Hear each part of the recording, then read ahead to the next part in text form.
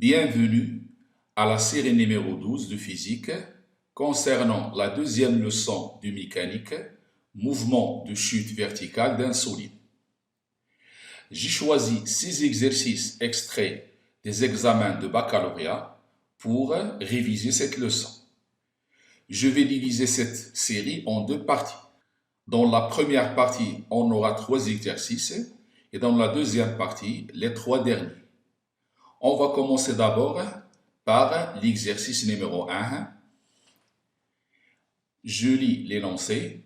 Le but de cet exercice est de modéliser la force de frottement visqueux exercée par le glycérol sur un solide à partir de l'étude de chute verticale d'une bille métallique de masse M et de rayon R dans le glycérol.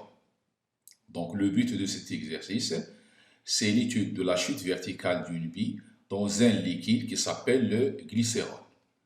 On nous donne le rayon de la bille, la formule du volume de la bille qui est sphérique, les masses volumiques du métal constituant la bille, la masse volumique du fluide, le glycérol ρ2, et l'accélération de pesanteur G.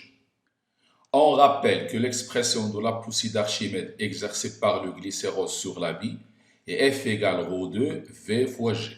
ρ2, c'est la masse volumique du glycérol, le volume, c'est le volume de la bille, G est l'accélération de la pesanteur. On modélise la force de frottement visqueux exercée sur la bille au cours de la chute dans le glycérol par F égale moins 9 pi R V à la puissance N K.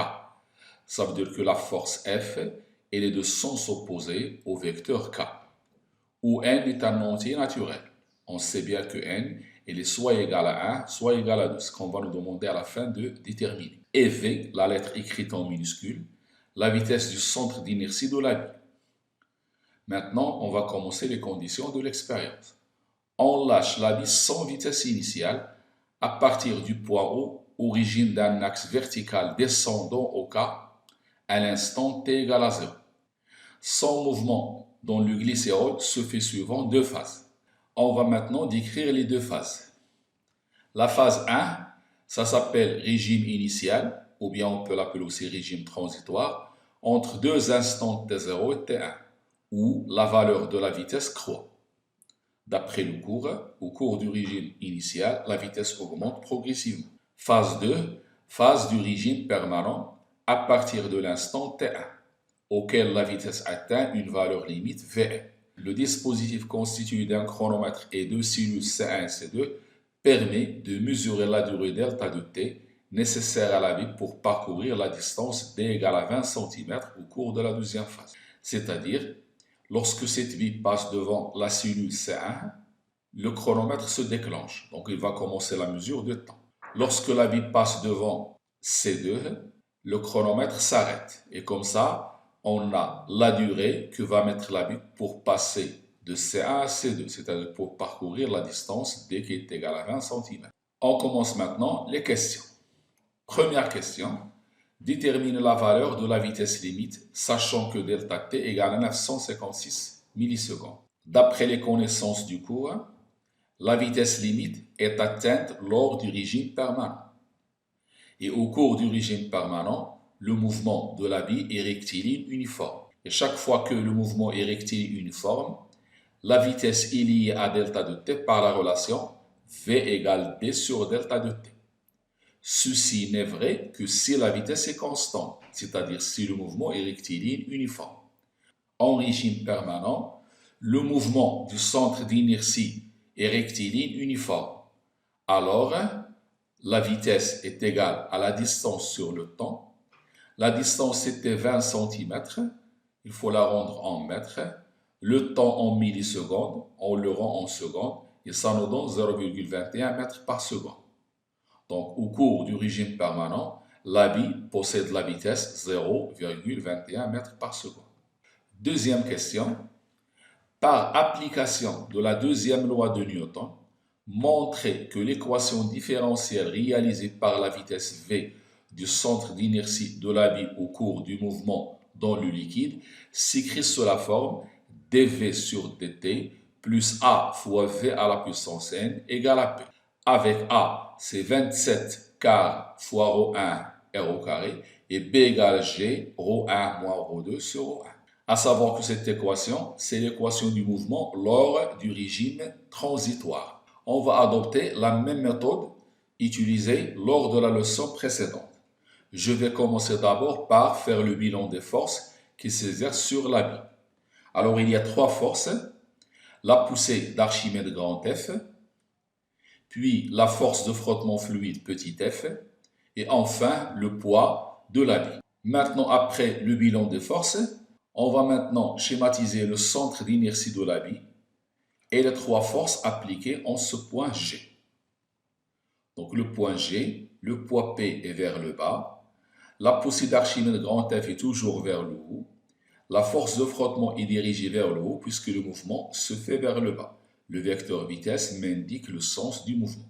Donc après le bilan des forces et le schéma et le choix de l'axe qui est dans l'exercice, c'est l'exercice qui a choisi ce repère et sa direction. On va écrire la phrase classique.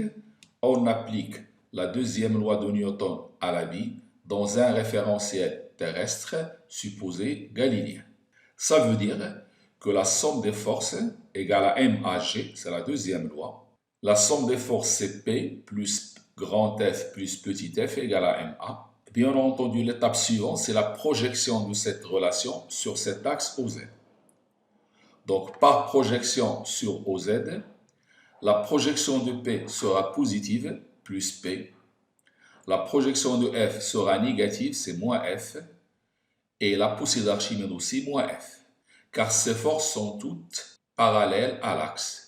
P, sa projection égale à plus P, puisqu'elle est parallèle à l'axe et de même sens. La projection de petit f, c'est moins F, et elle est parallèle à l'axe et de sens opposé. Grand F, sa projection, c'est moins F, et elle est parallèle à l'axe OZ et de sens opposé. Donc, on va écrire P moins F moins petit f égale à MH. Je vais remplacer P par mg. Je vais remplacer F par ρ2V fois G. Et je remplace F par 9pi R V à la puissance n. C'est-à-dire je remplace chaque projection par l'expression convenable. mg pour P, ρ2GV pour la poussée, 9pi R V à la puissance n pour le force frottement. L'accélération, c'est dv sur dt. Je rappelle ici la dernière relation obtenue par projection et je vais remplacer la masse par ρ fois V et V je le remplace par 4 tiers PR au cube. Donc on obtient ρ VG au lieu de M, ρ2 GV c'est la poussée d'Archimède, 9 pi R V à la puissance N, au lieu de M j'écris ρ1 V. La masse de la bille, donc je dois mettre la masse volumique du métal qui constitue la bille. Maintenant, on va diviser par ρV1. Il va me rester ici G. Ici, j'aurai donc ρ2 sur ρ1 fois G, puisque le volume se simplifie. Pour 9 pi R vers la puissance n sera divisé par ρV1 et j'aurai de l'autre côté dV sur dt. Donc c'est ici ρVG moins ρ2 GV, la première, divisé par ρV, moins 9 pi R vers la puissance n divisé par ρV égale à dV sur dt. Je simplifie par V et je factorise par G et j'obtiens ρ1 moins ρ2 sur ρ1 fois G, 9 pi R vers la puissance n sur ρ1 et je remplace V par 4 tiers PR au cube égale dV sur dt. Ici, le pi va se simplifier. Le R au cube avec le R, il va rester ici R carré. Le 3 qui est au dénominateur va monter ici 3. Ça sera donc 27 sur ρ1 fois 4 fois R au carré. Je vais faire passer maintenant le terme qui possède la vitesse de l'autre côté. Et j'obtiens dV sur dt plus ce terme égal à ce terme-là. On sait d'après l'exercice que A c'est 27 car ρ1 R au carré. Donc ce sera remplacé par A. Et selon l'exercice aussi, B c'est G ρ1 moins ρ2 sur ρ1. Donc ceci sera remplacé par B. D'où l'équation s'écrit comme demandé dans la question dV sur dt plus AV à la puissance n égale à B. Donc ceci, c'est une méthode identique à celle utilisée dans le cours. On fait le bilan des forces, on applique la deuxième loi, on projette sur l'axe, on remplace la masse par ρ fois V et le volume par son expression si elle est donnée dans l'énoncé, sinon on les laisse telles qu'elles sont. Troisième question, trouver à partir de l'équation différentielle la vitesse limite à la puissance n en fonction de ρ1, ρ2, R et J. Pour cela, on va écrire l'équation différentielle dans le régime permanent. C'est-à-dire, je prends l'équation différentielle et je suppose que je suis au régime permanent, c'est-à-dire que la vitesse égale la vitesse limite égale à une constante. Donc, le dv sur dt de l'équation différentielle, elle est nul. Ce qu'il me reste, c'est a, v à la puissance n égale à b. Donc, je peux déterminer que la vitesse limite ici, c'est b sur a. Donc, vl à la puissance n est égal à b sur a. Je rappelle que les expressions de a et b, 27 k ρ1 r au carré et b égale g ρ1 moins ρ2 sur ρ1, je remplace a par cette expression et b par celle-là et j'obtiens. Le b, c'est g ρ1 moins ρ2 sur ρ1, c'est cette expression. Divisé par a, c'est-à-dire multiplié par l'inverse de cette fraction. Le ρ1 se simplifie, il me reste 4,27 g ρ1 moins ρ2 fois r au carré. C'est l'expression de v en fonction de ρ1, ρ2, r et g. Dernière question, on déduire la valeur de n. On veut calculer cette valeur. On va commencer d'abord par écrire l'expression de vl à la puissance n. Pour calculer la valeur de n, je fais entrer le logarithme népérien sur cette fonction. J'aurai donc le logarithme népérien de v, l à la puissance n, égale le logarithme népérien de cette expression. Or, on sait en mathématiques, si on a le ln de x à la puissance n, c'est n ln de x. Donc, ceci devient n ln de vl égale à ln de cette expression. D'où le n égale ln de cette expression divisé par ln de vl. Donc, il ne reste plus qu'à faire l'application numérique en remplaçant chaque grandeur par sa valeur numérique.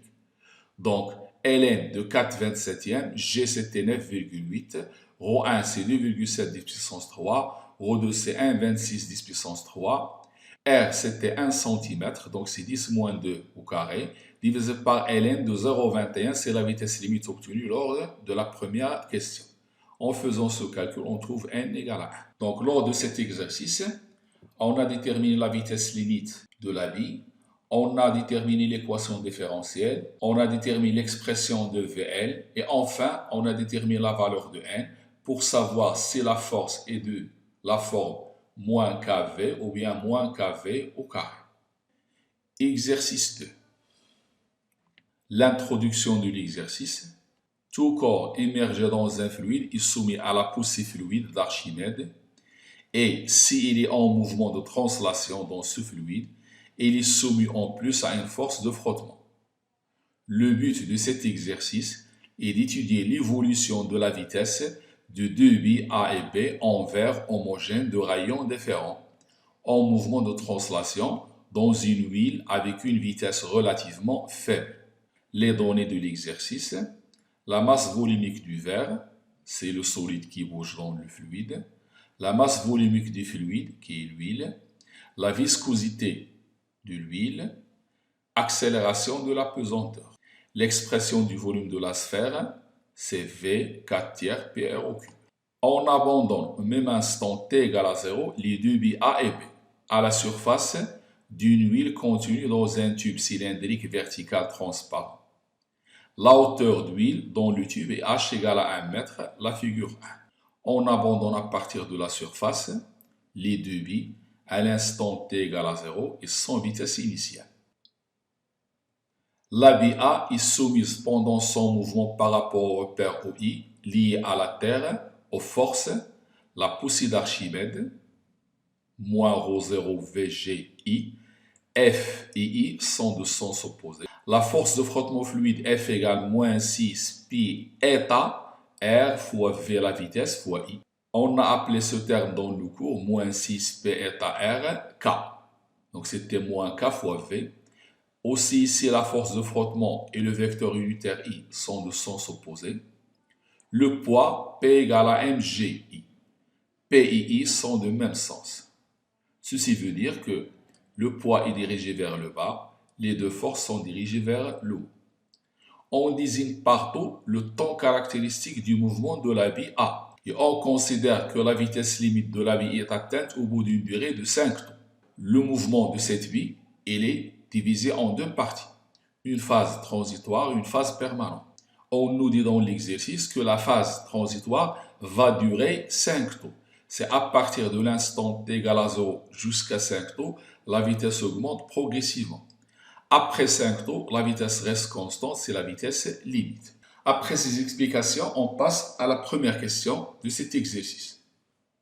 Établir l'équation différentielle dv sur dt plus v sur τ égale à c du mouvement de la vie A et préciser les expressions de τ et c. Enfin, calculer τ sachant que r égale à 0,25 cm. On va procéder comme l'exercice précédent. On va d'abord faire le bilan des forces exercées sur la vie, la poussée d'Archimède, la force de frottement fluide et le poids. Et on va schématiser le centre d'inertie de la vie auquel sont appliquées les trois forces. Et l'axe choisi, c'est l'axe OX dirigé vers le bas avec le vecteur unitaire I. La phrase classique, on applique la deuxième loi de Newton à la vie dans un référentiel terrestre considéré galiléen. Ça veut dire la somme des forces égale à MAG, P plus F plus petit f égale à MA. On va projeter maintenant sur l'axe OX. J'aurai P moins F moins petit f. P de même sens que l'axe OX. Les deux autres sont de sens opposé. Et je remplace chaque force par son expression. P c'est mg, poussée d'Archimède c'est ρ0g fois v, force de frottement fluide 9 P état R fois v égale à m dv sur dt. Comme précédemment, je vais remplacer la masse par ρ fois v et je remplace le volume par 4 tiers PR au cube. ρ c'est la masse volumique de la bille en verre. Le volume de la bille c'est 4 tiers PR au cube. On obtient, au lieu de m, on va mettre ρ fois v. Et ici, au lieu de m, c'est ρ fois v. Donc, cette expression-là est identique à la précédente de l'exercice 1. Je divise le tout par ρ fois v. On obtient cette expression divisée par ρv, cette expression divisée par ρv, et ici, il me reste dv sur dt. On va simplifier par v ici. Il va me rester ρ moins ρ0 sur ρ, le tout fois g. En remplaçant v par cette expression, le pi se simplifie, le r se simplifie et il me reste au dénominateur r au carré. Et 6 sera multiplié par 3 et divisé par 4. 6 fois 3, c'est 18, divisé par 4, ça fera 9 demi. Donc j'obtiens ρ moins ρ0 sur ρ fois g, c'est la simplification de v. 9 état sur 2 ρ fois r au carré fois v. Pour avoir la même expression que l'énoncé, je vais faire passer ce terme en v de l'autre côté. Et j'aurai donc dv sur dt plus ce terme-là égale ρ moins ρ0 sur ρ fois g. Pour que cette équation s'écrit sous cette forme, il faut poser c, ce terme. Il faut poser τ, l'inverse de ce terme, puisque ça c'est 1 sur τ. Donc on pose 1 sur τ, c'est 9 sur 2 ρ r au carré, ça c'est 1 sur τ. Donc τ c'est l'inverse. Et c, c'est cette expression. D'où l'équation va s'écrire dv sur dt plus v fois ceci, c'est 1 sur τ, égale à c. C'est la même expression. Pour calculer τ, je vais calculer l'inverse de cette expression. τ, c'est 2 ρ r au carré sur 9 états. En remplaçant ρ r au carré état par leur valeur, j'obtiens 4,5 10 puissance moins 2 secondes. N'oubliez pas que le temps caractéristique τ, il est exprimé en secondes, c'est un temps. Troisième question, calculer la valeur de la vitesse limite VL de la bille A. Pour calculer la valeur limite de la vitesse VL de la bille, on va toujours écrire l'expression de l'équation différentielle en régime permanent. C'est-à-dire, on va poser que V est égal à VL égale à une constante. Donc, la dérivée de la vitesse est nulle. Donc, l'équation différentielle, je rappelle son expression, c'est dv sur dt plus v sur τ égale à c. Puisque cette expression est nulle, il me reste v limite sur τ égale à c. Donc, la vitesse limite, c'est τ fois c. Je rappelle les deux expressions de τ et de c. En les remplaçant ici, on obtient que la vitesse limite égale τ, c'est cette expression, fois c, c'est cette expression. Ça donne donc 2 ρ se simplifie avec ce ρ. Il me reste 2r au carré sur 9τ fois ρ moins ρ0 fois g. On va remplacer chaque grandeur par sa valeur numérique et on obtient 0,277 mètres par seconde. C'est la valeur de la vitesse limite. On voit bien que c'est toujours la même méthode pour déterminer la vitesse limite. C'est prendre cette équation différentielle en régime permanent, c'est-à-dire en éliminant dv sur dt qui sera nul et cette vitesse sera appelée la vitesse limite. La question 2. On va maintenant faire la comparaison des mouvements des deux billes A et B. On va donner d'abord le rayon de la bille B et R', c'est 2 fois le rayon de la petite bille petit a. Déterminer en justifiant la réponse la bille qui met plus de temps pour atteindre sa vitesse limite. Donc, pour répondre à cette question, on va seulement comparer le temps caractéristique du mouvement. Si le temps caractéristique d'une bille est plus grand que l'autre, la bille qui a le plus grand temps caractéristique va mettre plus de temps pour atteindre la vitesse limite. Donc, la bille qui met plus de temps pour atteindre la vitesse limite est celle qui a la plus grande valeur de τ. Donc, ça revient à comparer les valeurs de τ. Que ce soit la bille A ou bien la bille B, l'expression de τ ne va pas changer. Ce qui va changer, c'est le rayon de la bille. Mais ρ et état restent identiques. Donc, selon la question 1.1 précédente, τ, c'est cette expression-là. Donc, τ' pour la bille aura la même expression. Seulement au lieu de R, j'ai R'. On va remplacer maintenant R' par 2R. Donc, τ' égale 2 ρ sur 9τ fois 2R. Ça donne 2 ρ R au carré sur 9τ fois 4. Or, cette expression, comme vous pouvez le constater, c'est la valeur de τ. Je conclus donc que τ' égale à 4τ. Ça veut dire que τ' est supérieur à τ. Donc, la bille grand B va mettre plus de temps que la bille A pour atteindre le régime permanent. On en déduit donc que la bille B met plus de temps que la bille A pour atteindre le régime permanent, c'est-à-dire atteindre la vitesse limite. Deuxième question.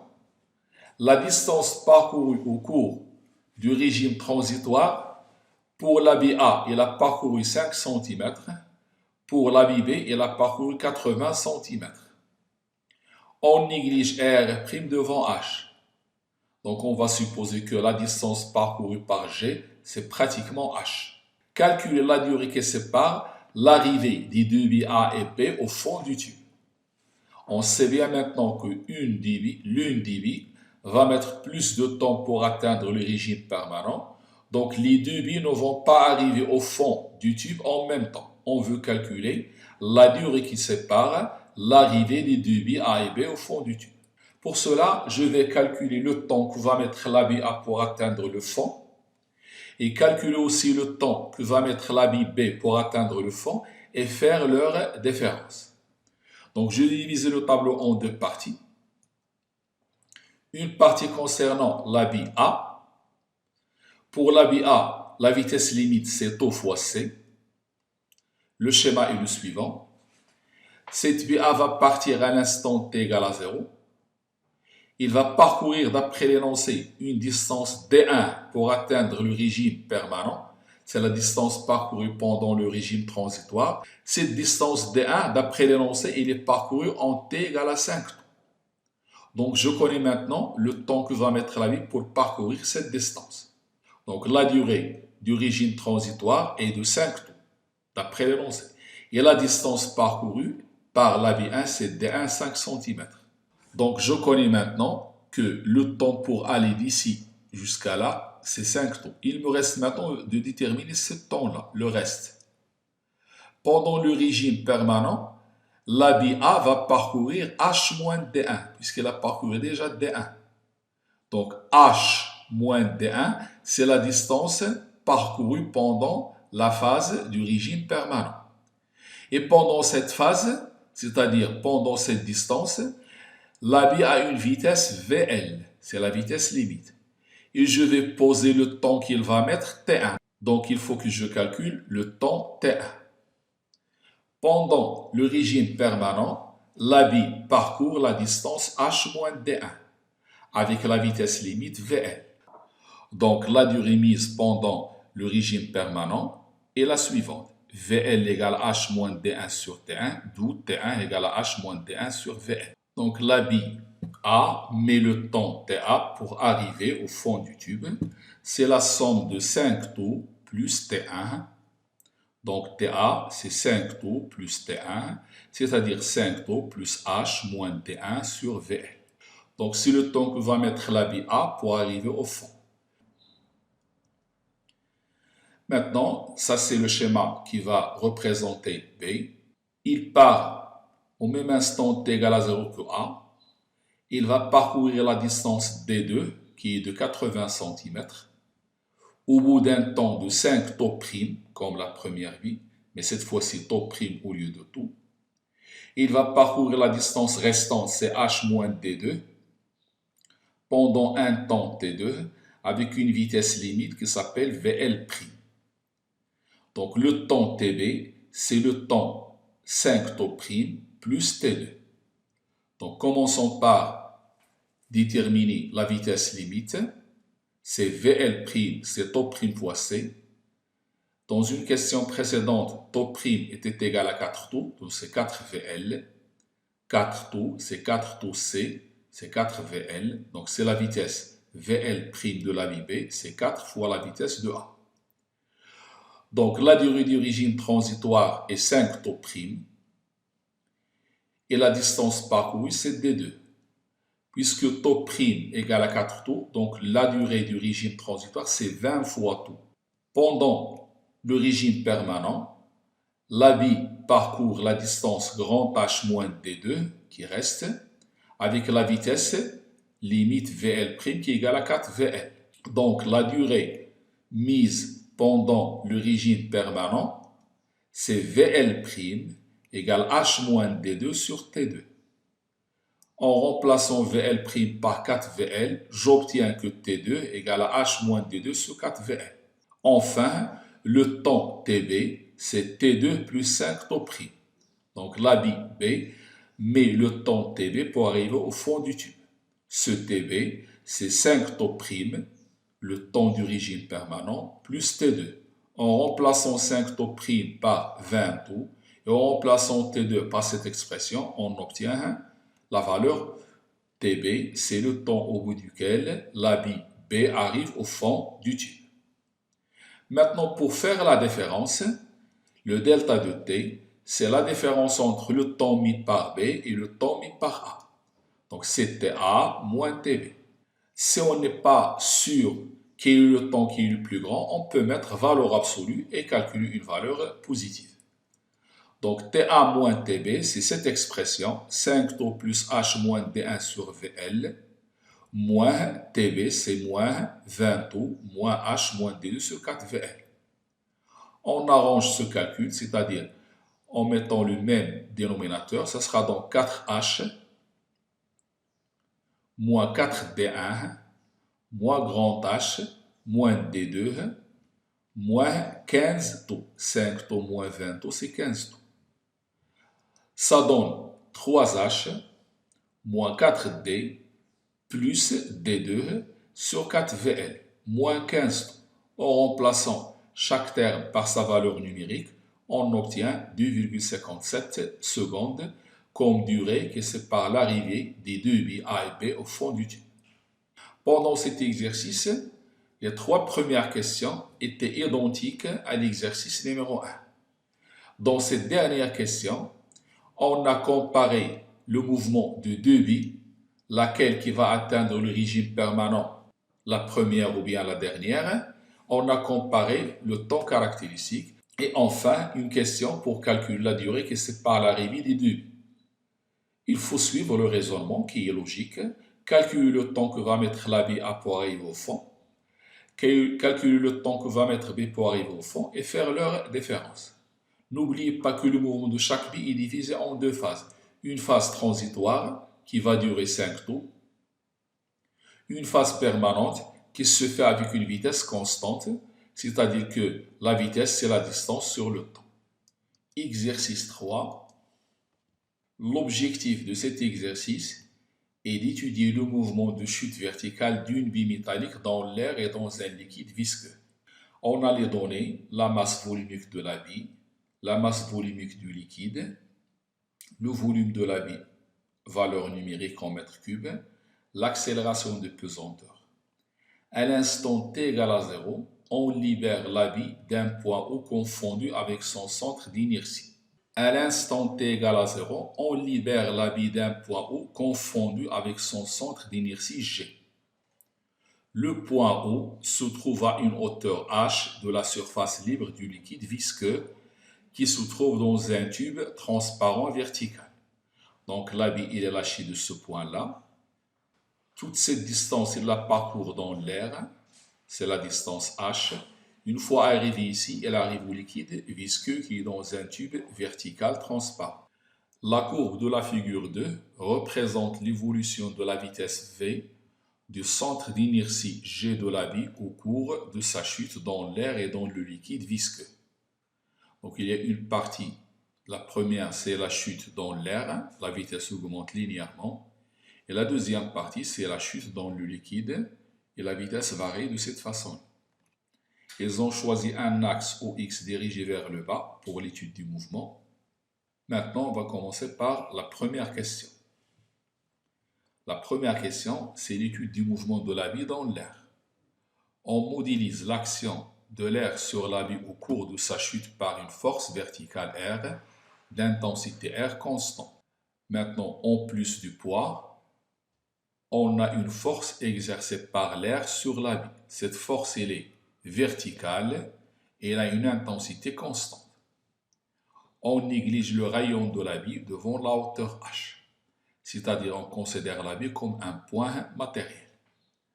Le centre d'inertie de la bille atteint la surface libre du liquide visqueux à un instant t1, avec une vitesse v1. La première question, en appliquant la deuxième loi de Newton, exprimer R en fonction du volume, grand V de la bille, ρ1 la masse volumique de la bille, G l'accélération de pesanteur, V1 la vitesse avec laquelle il atteint la surface du liquide, et T1 l'instant où il atteint la surface libre du liquide. On va toujours commencer par donner le bilan des forces qui s'exercent sur la bille. Donc cette bille est soumise à deux forces, le poids P et la réaction R lors de sa chute. On va schématiser la bille avec les deux forces PR dans l'air et l'axe OX dirigé vers le bas. On va appliquer la deuxième loi de Newton à la bille dans un référentiel terrestre supposé galiléen. C'est-à-dire on va écrire P plus R égale à MAG. La suite, c'est la projection de cette relation sur l'axe OX.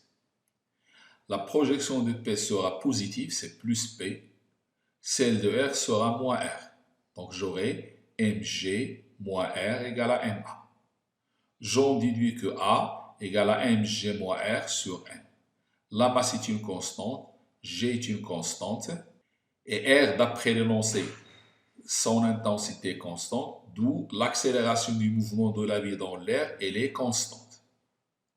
Je peux donc déduire que le mouvement de la bille dans l'air est un mouvement rectiligne uniformément varié. Si il est rectiligne uniformément varié, je peux écrire son équation horaire pour la vitesse. V égale à t plus V0.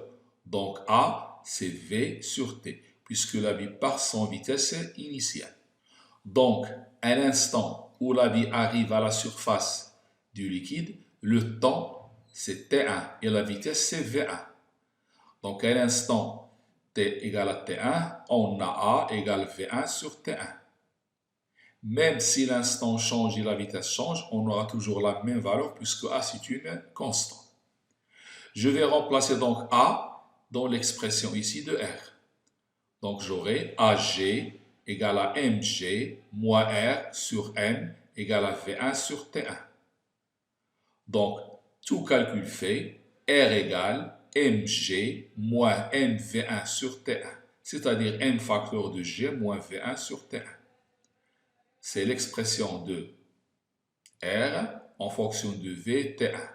Maintenant, je vais remplacer M par ρ fois V.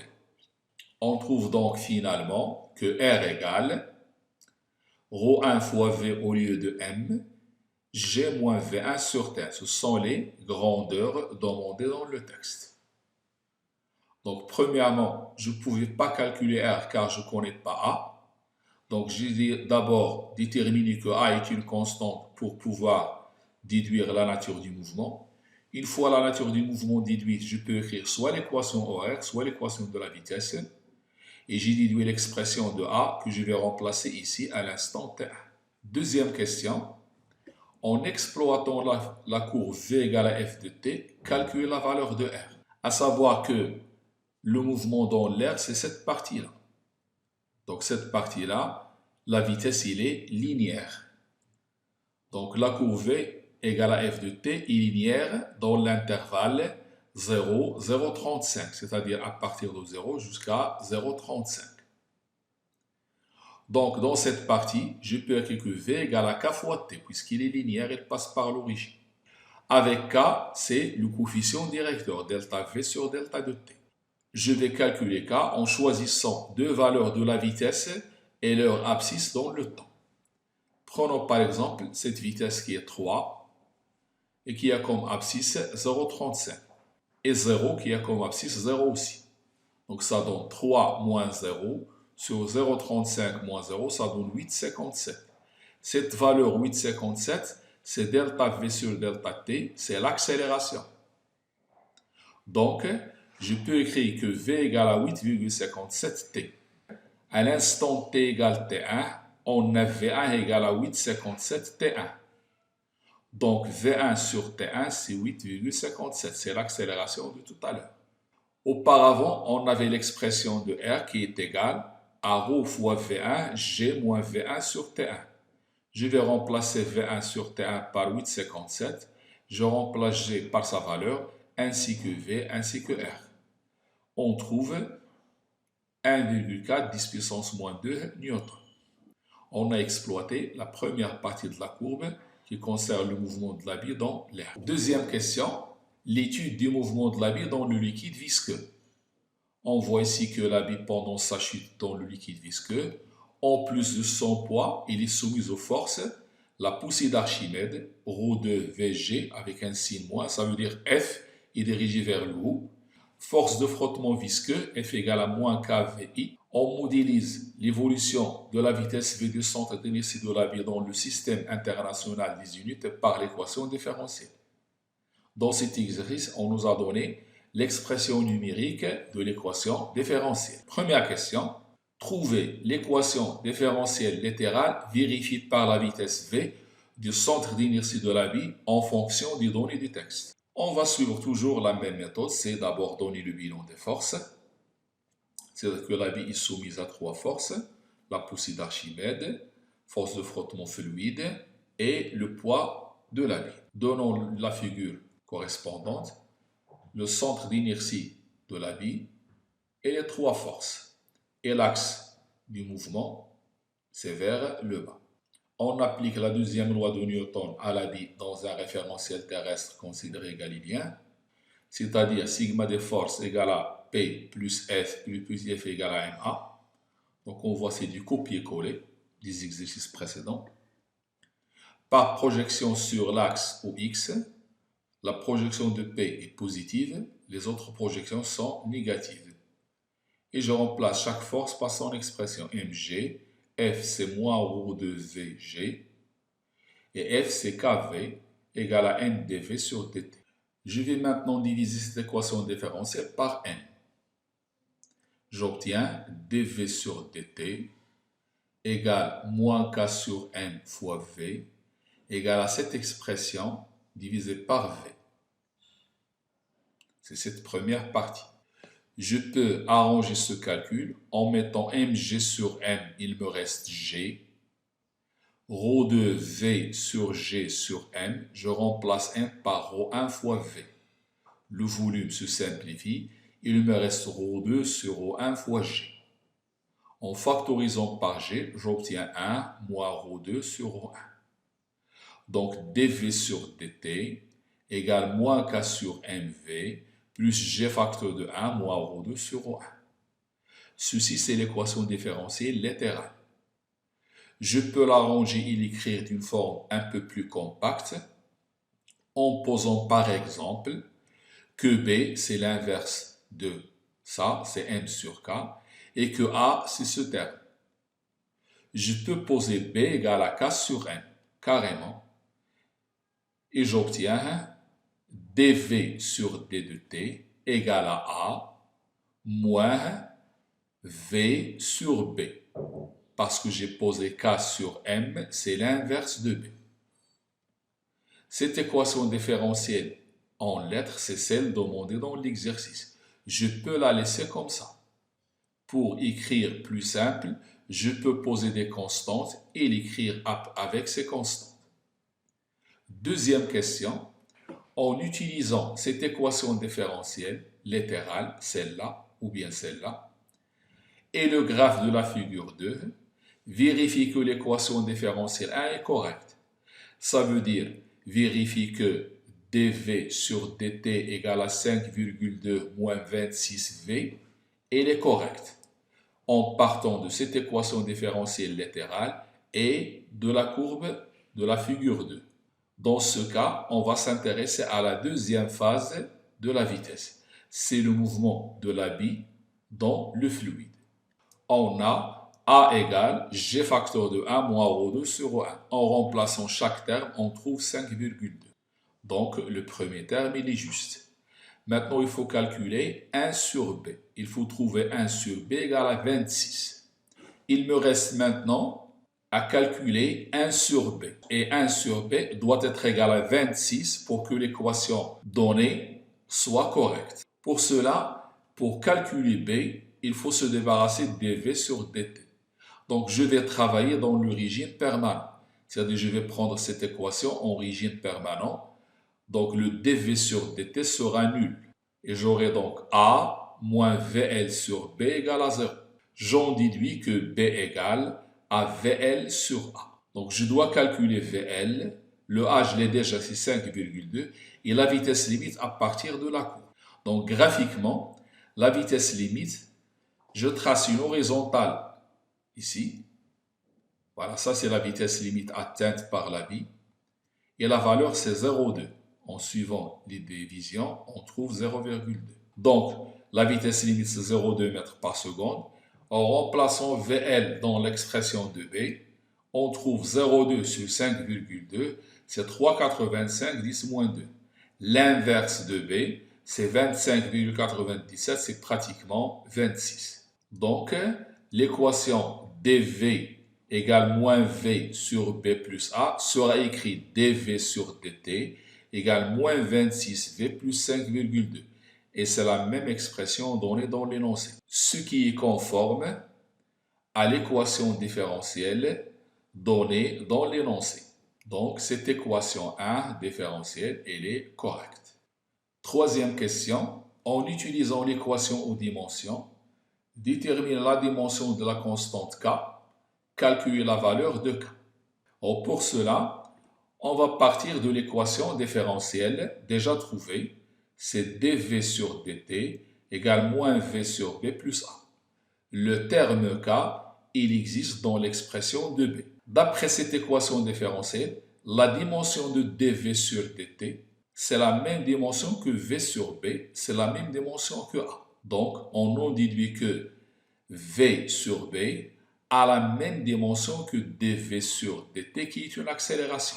Donc, je peux dire que la dimension de V sur la dimension de B, c'est-à-dire ça, est égale à la dimension de A. D'où la dimension de B, c'est V sur A. Remplaçons maintenant B par son expression, c'est M sur K. Ceci veut dire que la dimension de B, c'est la dimension de M sur la dimension de K, qui est égale à la dimension de V sur celle de A. N'oublions pas que V, c'est une distance fois un temps moins 1, et l'accélération, c'est une distance fois un temps moins 2. Donc M sur K, c'est Lt-1 pour la vitesse et Lt-2 pour l'accélération. Le L se simplifie, le T-1, T-2, ça devient T. Donc M sur K a la dimension d'un temps. D'où K, c'est la dimension de M sur T. La dimension de M, c'est une masse, donc la dimension de K, c'est une masse fois un temps moins 1. Donc l'unité de K, c'est kg seconde moins 1. Pour calculer sa valeur, j'ai déjà B qui est égal à M sur K. Donc K égale à M sur B. Je remplace M par ρ fois V1. Je divise par B. J'ai déjà trouvé ρ fois V1 dans l'énoncé. La valeur de B, c'est déjà calculé précédemment. Ça donne 0,29 kg seconde moins 1. La dernière question de cet exercice concerne la méthode d'Euler.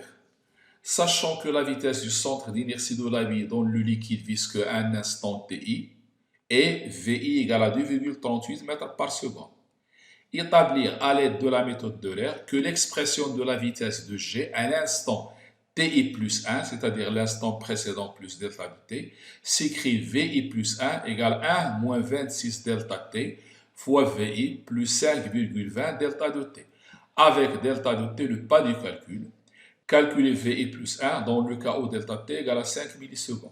Dans la question, on nous a demandé d'établir à l'aide de la méthode d'Euler l'expression de la vitesse à l'instant ti plus 1 et qu'elle est égale à cette expression-là.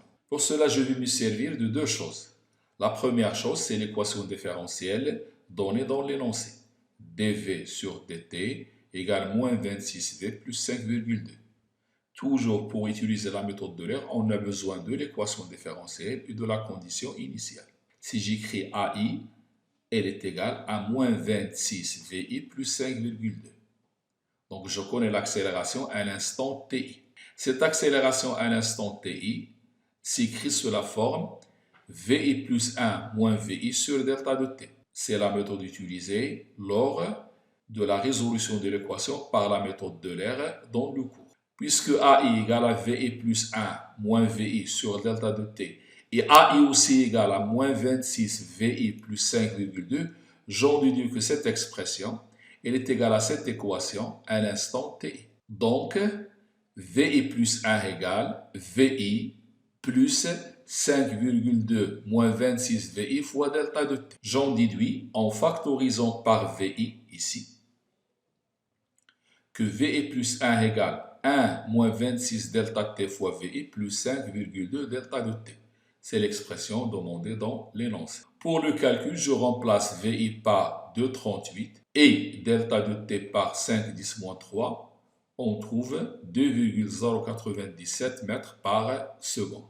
Avec l'exercice 1, l'exercice 2 et l'exercice 3, on a fait le tour de toutes les questions qu'on peut nous demander dans cette leçon. Cet exercice est le dernier de la première partie et à la prochaine partie. C'est la fin de la première partie de la série 12 concernant la chute verticale d'un solide. Merci de votre attention et à la prochaine partie de cette série.